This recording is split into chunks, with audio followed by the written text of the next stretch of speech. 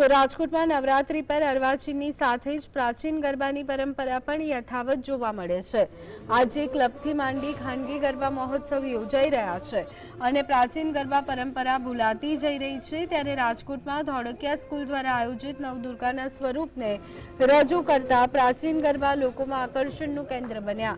રાજકોટમાં 14 વર્ષથી પરંપરાગત રીતે આ પ્રકારે ગરબા યોજાય છે, જ્યાં દરરોજ 14 ગરબા રજૂ થાય છે અને તે 9 દિવસમાં ફરી રિપીટ થતા નથી। માત્ર સાંસ્કૃતિક પરંપરા જળવાય તે ઉદ્દેશ્યથી આ પ્રાચીન ગરબા આયોજિત થતા હોય છે।